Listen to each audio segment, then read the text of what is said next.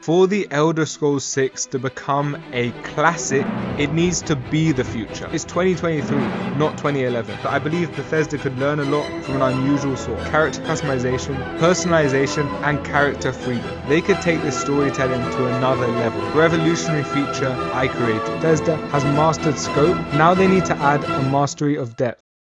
I'm bored of Starfield coverage already. Millions have loved, hated, and languished in the game. And we all know the deal with it. The coverage has been more expansive than the game itself. But for me, the next Bethesda game coming up is more important. And of course, I'm talking about the Elder Scrolls 6. So in this video, I'm going to solve once and for all what Bethesda needs to do to create a truly great entry in the series that can, like a phoenix, rise out of the tremendous shadow of Skyrim. And to do this, I'll start with the most important ingredient for a great Elder Scrolls title: atmosphere.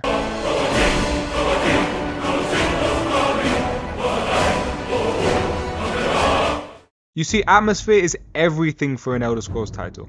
Whether it's the feeling of entering the Imperial City for the first time in Oblivion, or venturing through the snowy mountainous terrain of Skyrim, the memorable Elder Scrolls experiences, the sort of experiences that have kept games like Skyrim in the gaming consciousness for a decade post-release, are defined by a unique sense of atmosphere. It doesn't matter where it is, Hammerfell or High Rock. The questions we should be asking is, does the soundtrack capture the dusty isolation, the lingering mysteries and mirages of the desert, or the rugged medieval elitism of the Bretons? And most importantly, does it create more questions than it gives answers? You see, instinctively, I understand that many of us want an Elder Scrolls experience that gives us answers about the many mysteries running through the story. We want a resolution, but as with life, anything that comes too easily loses its value. Like the One Piece, mysteries like the disappearance of the dwarves will only hold their resonance with ambiguity. In this regard, I believe Bethesda could learn a lot from an unusual source: From Software. From has managed to create some of the most complicated, nuanced, mysterious, and unimpeachable lore. Mainstream logic might tell you that shrouding your story in mysteries so vast that they require effort to decipher will alienate audiences. But in fact, the opposite happened with From. They gave audiences just enough up front that users became obsessed with navigating the vast mysteries of the Soulsborne universe. Whole communities were created, exclusively dedicated to the lore from Demon Souls to Elden Ring. Some even created grand theories linking each title to each other. Now obviously, to be clear, I'm not saying that Bethesda has failed on the lore front, nor that they can replicate exactly the From model. We all know about the vast lore community that popped up in the years following Skyrim, channels like Shoddycast dedicated with millions and millions of views exclusively to Bethesda lore. But I believe in the next title, they could take this storytelling to another level. And when talking about taking things to another level, in an RPG, role-playing mechanics can't be ignored. Role-playing is everything in an Elder Scrolls. We all remember the feeling of picking up Oblivion,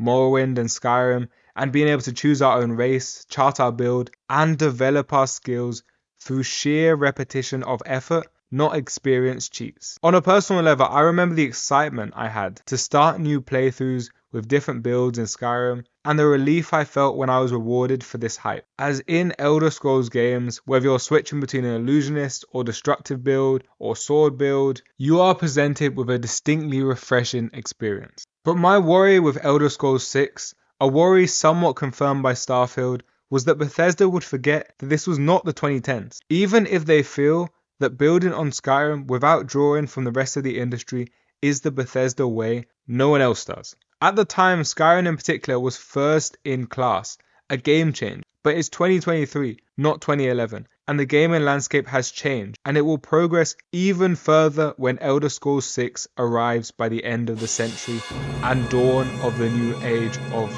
humanity. And no game represents that progress, that speed of change, more than Baldur's Gate 3. Baldur's Gate 3 offers a level of choice and flexibility that leapfrogs the standard established by Bethesda, and then teabags. Baldur's Gate seeks to answer well-known questions like, is that flammable looking wall actually flammable? And the answer it gives is yes. Now, I'm not saying that Elder Scrolls 6, with its likely tremendous scope, can match the depth of Baldur's Gate, but it can learn from its character customization, personalization, and character freedom. Because for the Elder Scrolls 6 to become a classic, it needs to be the future, not a shadow of the past. I also personally thought the title could benefit from a revolutionary feature I created, a language system. How better to make players feel like they're playing a role or a race than to give each type a distinct language and culture. Not only this, Bethesda should center quests around the cultural status of the characters we have picked. I'll give you an example of how this might work. Mog, my orcish character, decides to travel into a mysterious desert enclave in Hammerfell. Unfortunately, he can't speak the local language and so has to find a translator. Because of this obstacle, the local quest givers switch their dialogue to a more formalized way of speaking, which shows their hesitancy when dealing with a clear outsider.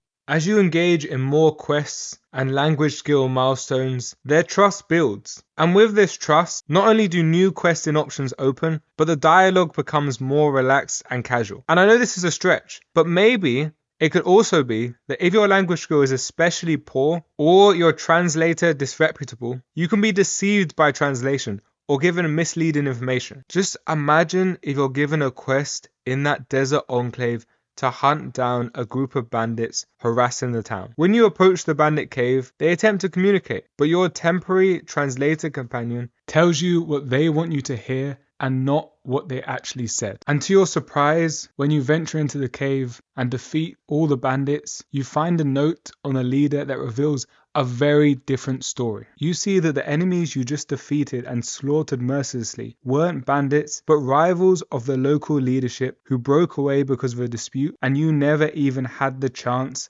to get their side of the story. I know I'm getting carried away here. This is a lot to take in, but you could even narrow down the system to include certain abilities, weapons that cannot be used, and have languages on a regional or local level. And even if I am getting carried away with small quests, this level of depth is what Bethesda should be aspiring towards with faction questlines. Many agree that this is where Skyrim really needed work. The factions were full of unique characters and fun plotlines, but for the most part in my several playthroughs, I switched sides because I might as well, not because much reward was offered for doing so. And many of the minor faction questlines could be carried out without having to weigh out other loyalties. There just wasn't much choice. The expansion faction quests of Starfield clearly shows that Bethesda has mastered scope. Now they need to add a mastery of depth. Now there are many games they could learn from in this regard. Even earlier titles in the series like Morrowind offered real consequences for backing one faction versus another that really rewarded roleplaying. But I feel like this is an area where Bethesda needs fresh ideas, like the language system I explained earlier, or perhaps an even better system. Now I know you're skeptical. How could I top my previous work of genius? But hear me out. I believe Bethesda can step up their game by creating faction plotlines that bleed into each other. Let me give you an example of what I mean with an imaginary questline I created. The faction quest will start with our character being tasked by the Thieves Guild to place a special enchantment on an amulet to unlock a magically sealed bank vault. The player is then presented with two alternatives. Either learn the enchantment, or if the player's enchantment skill is too low, join the Mage Guild or equivalent magical collective to exploit their expertise.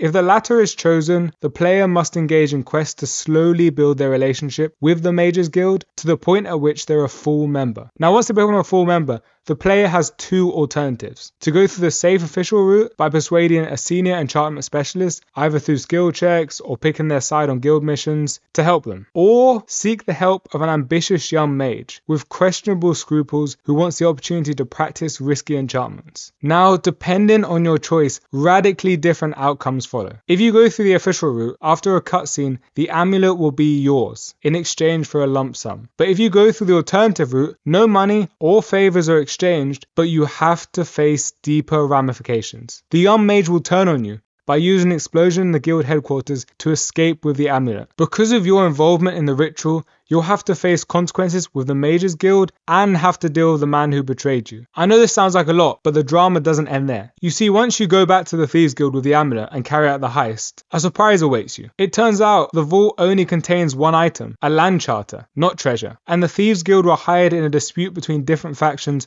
over political control of a key area. And now you have to decide what to do. Do you give the charter to the guild, keep the charter for yourself and sell it to the highest bidder, or get involved in a political dispute?